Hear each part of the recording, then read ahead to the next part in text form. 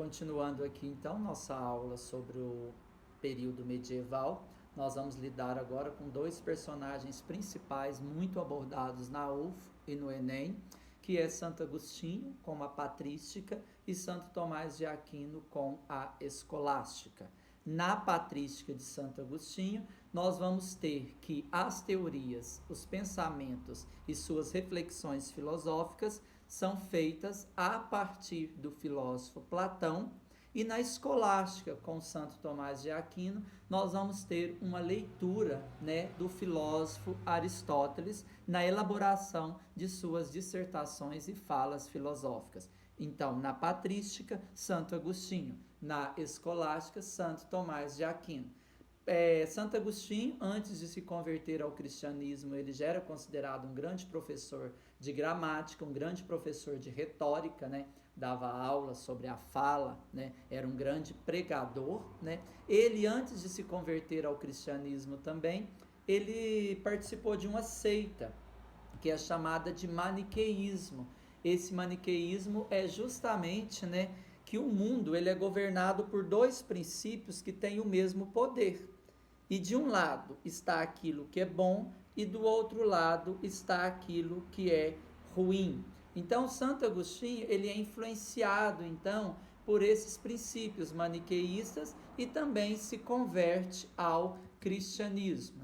Santo Agostinho, então, ele tem uma semelhança, ele vai basear suas teorias, como eu falei no início da aula, no filósofo Platão. Então, ele vai pegar as questões platônicas, aproveitar da filosofia platônica e colocar aquilo dentro da fé cristã.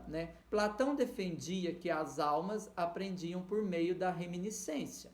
Então, para Platão, nosso aprendizado ele está ligado às lembranças que nossa alma tem por um dia ocupar, por um dia estar no chamado mundo das ideias, do mundo do original, do mundo perfeito. Isso quer dizer que todos já sabiam tudo o que precisavam, pois antes de encarnar, a alma antes de encarnar, ela já tinha contemplado então no mundo das ideias, todas as coisas. E então nós já sabemos que isso faz parte do pensamento platônico. E as ideias de Santo Agostinho? Santo Agostinho, então, uma coisa que pode aparecer na prova. Guarde isso, anote no seu post-it, anota no seu caderno, Então, Santo Agostinho, ele fala da iluminação divina. O que seria essa iluminação divina, Ele entendeu que a razão natural é um meio que Deus, deu ao homem para que ele conheça a verdade. E outro meio mais elevado para alcançar essa verdade é um meio que a razão não dá conta, é a revelação. E essa revelação, ela é assegurada pela fé.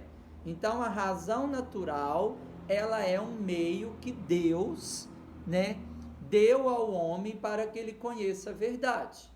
Mas, além da razão natural, existe um outro meio, que essa razão não dá conta. É onde entra a revelação divina. Então, para ele, fé e razão, para Santo Agostinho, não se contradizem. Sempre se ajudam e apontam para a mesma verdade.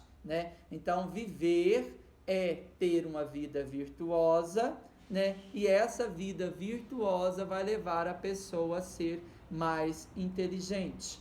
Então, dentre as principais ideias, então, eu já sei essa ideia da iluminação divina, que mostra ao homem que a verdade está dentro dele. Não no mundo das ideias, mas são encontradas na oração. Algo sublime e algo além. Então, lembra, Então, no lugar de mundo das ideias, de mundo sublime, eu tenho Deus. Então, a teoria da iluminação divina, ela vai pegar onde era a reminiscência, onde era o mundo das ideias e vai trabalhar, então, a questão da oração. Deus não é autor do mal. Lembra disso para uma prova em Santo Agostinho, Como explicar que mesmo havendo somente um princípio bom, que é Deus, né, como há o mal? Então ele fala, de onde vem o mal? Né? O que é o mal? Então ele vai retomar de novo os princípios platônicos, né, e os conteúdos neoplatônicos. É quando vai falar de mal, se a questão no vestibular falar de mal, nós vamos falar de livre-arbítrio, né? Esse livre-arbítrio, ele está numa obra de Santo Agostinho, chamada de Confissões. Deus não é o autor do mal, sendo o mal a ausência de Deus. Então pode aparecer na prova. O mal não é algo em si, ele é a ausência, né? O mal é nada, é uma ausência. Assim como o frio não é produzido, sendo só a ausência do calor, como a escuridão não é produzida, ela é a ausência de luz, então o mal não é uma coisa em si, né? O mal, a ausência de Deus leva o mal, não havendo nada que o produza diretamente. Então o mal é a ausência de Deus e ele não é algo em si. Costuma-se muito cobrar, então, o que seria o mal no pensamento de Santo Agostinho, né?